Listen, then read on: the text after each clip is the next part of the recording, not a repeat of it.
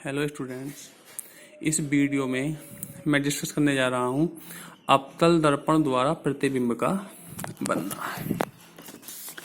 तो बेटा, इस वीडियो में हम जो डिस्कस करेंगे वो करेंगे अवतल दर्पण द्वारा प्रतिबिंब का बनना।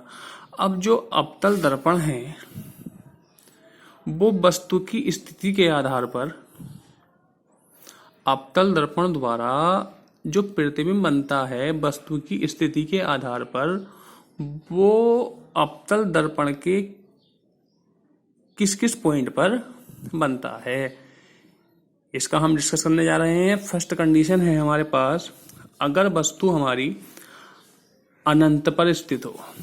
कहाँ पर स्थित हो? अनंत पर स्थित हो।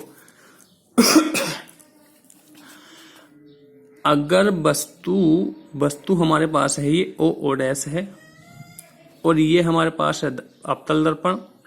अगर वस्तु हमारी ओ डैश ये अनंत पर स्थित है और अनंत पर स्थित अगर वस्तु है तो इसका जो प्रतिबिंब बनेगा अवतल दर्पण द्वारा, इस वस्तु का जो प्रतिबिंब बनेगा वो अवतल दर्पण के किस पॉइंट पर बनेगा?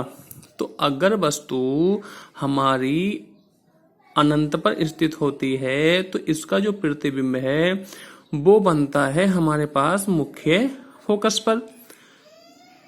अब ये बनता कैसा है? मुख्य फोकस पर बनता है। इस और वस्तु का उल्टा होता है, वस्तु से छोटा होता है और जो इसकी स्थिति होती है वो होती है वास्तविक। मतलब अगर वस्तु हमारी अनंत पर स्थित है तो अवतल दर्पण द्वारा इस वस्तु का प्रतिबिंब मुख्य फोकस पर बनेगा, वस्तु से छोटा बनेगा, उल्टा बनेगा और वास्तविक होगा। इसके बाद नेक्स्ट कंडीशन है हमारे पास, अगर हमारे पास फर्स्ट कंडीशन में अगर वस्तु हमारी अनंत पर स्थित होती है तो प्रतिबिंब दर्पण के फोकस तल में स्थित होगा तथा वास्तविक होगा, उल्टा व वस्तु से छोटा होगा। इसके बाद सेकंड कंडीशन है हमारे पास, यदि वस्तु वक्रता केंद्र तथा अनंत के बीच स्थित हो।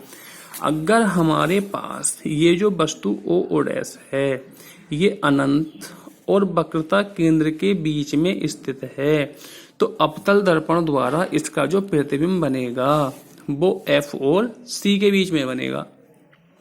अब ये बनेगा कैसे? जो वस्तु है ओ डैश है तो इसका जो प्रतिबिंब है वो बन रहा है हमारे पास C और F के बीच में। वस्तु से उल्टा बनेगा, वस्तु से छोटा बनेगा और वास्तविक होगा। तो सेकंड कंडीशन थी हमारे पास, अगर वस्तु वक्रता केंद्र तथा अनंत के बीच स्थित है। यदि वस्तु C और इन्फिनिटिव के बीच, C मतलब वक्रता केंद्र, सब क्लियर कराए गए हैं जब ये डेफिनेशन क्लियर कराई गई थी। C मतलब होता है हमारे पास यहाँ पर वक्रता केंद्र। अगर वस्तु वक्रता केंद्र और इन्फिनिटिव के बीच मतलब अनंत के बीच में स्थित है तो अवतल दर्पण द्वारा जो इसका प्रतिबिंब है वो बनेगा हमारे पास मुख्य फोकस और वक्रता केंद्र के बीच में, और इसकी जो स्थिति होगी वो होगी वस्तु से छोटी होगी, वस्तु से उल्टी होगी और प्रतिबिंब जो बनेगा वो बनेगा हमारा वास्तविक।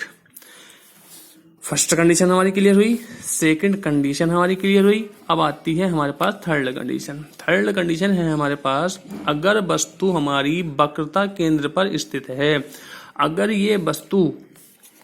अगर इस वस्तु को वक्रता केंद्र पर स्थित करा दिया जाए, ओ डैश है हमारे पास वस्तु।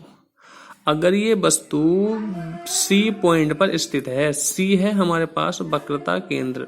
अगर ये वस्तु वक्रता केंद्र पर स्थित है तो अवतल दर्पण द्वारा जो इसका प्रतिबिंब बनेगा वो बनेगा हमारे पास कहाँ बनेगा? वक्रता केंद्र पर ही बन जाएगा। यह प्रतिबिंब दर्पण के वक्रता केंद्र पर ही बनेगा। और इसकी स्थिति कैसी होगी? वस्तु से उल्टा होगा, वस्तु के बराबर होगा और प्रतिबिंब कैसा होगा, हमारा वास्तविक होगा।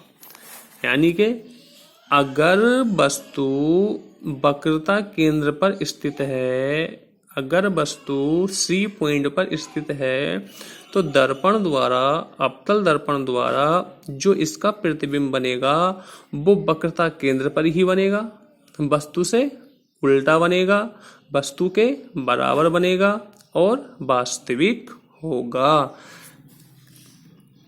थर्ड कंडीशन हुई हमारी ये क्लियर। बात करते हैं हम कंडीशन नंबर 4 की। कंडीशन नंबर 4 है हमारे पास, यदि वस्तु मुख्य फोकस तथा वक्रता केंद्र के बीच में स्थित हो। यदि वस्तु मुख्य फोकस तथा मुख्य फोकस यानी कि F तथा C के बीच में स्थित हो।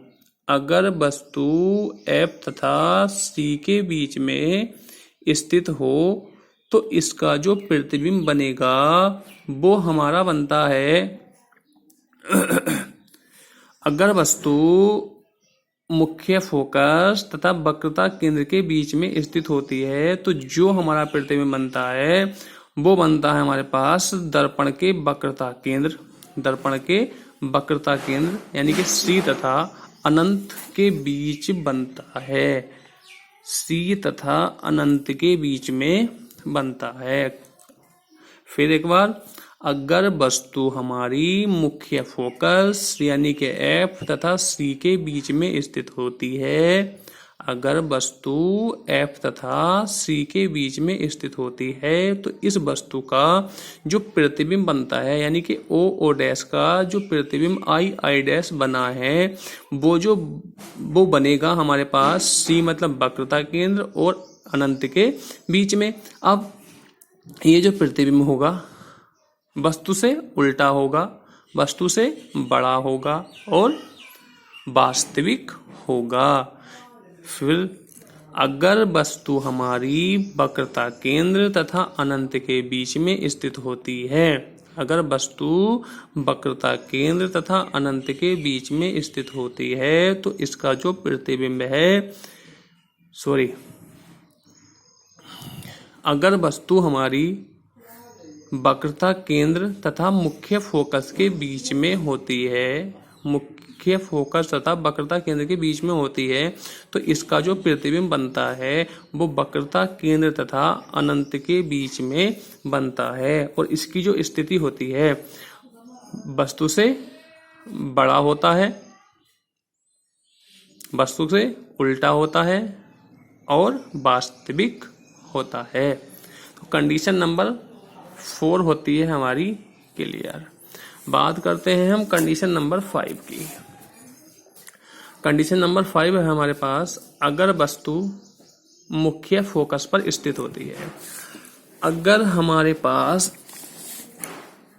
वस्तु मुख्य फोकस पर स्थित हो, अगर वस्तु हमारी मुख्य फोकस पर स्थित हो तो अवतल दर्पण द्वारा इसका प्रतिबिंब की क्या स्थिति होगी।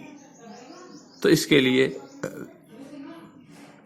अगर वस्तु मुख्य फोकस पर स्थित होती है तो इसका जो प्रतिबिंब बनता है वो बनता है हमारे पास अनंत पर बनता है, वास्तविक होता है, उल्टा होता है और वस्तु से बहुत बड़ा होता है। ये हमारे पास है वस्तु है O डैश और ये जो वस्तु है ये स्थित है कहाँ पर, F पॉइंट पर। F पॉइंट क्या होता है हमारे पास, मुख्य फोकस। अगर वस्तु हमारे पास मुख्य फोकस पर स्थित है तो इस वस्तु का जो अवतल दर्पण द्वारा प्रतिबिंब बनेगा वो बनेगा हमारे पास अनंत पर, वो बनेगा हमारे पास अनंत पर बनेगा और वो होगा कैसा, वस्तु से बड़ा होगा, वस्तु से उल्टा होगा और वास्तविक होगा। कंडीशन नंबर 5 हुई हमारी क्लियर।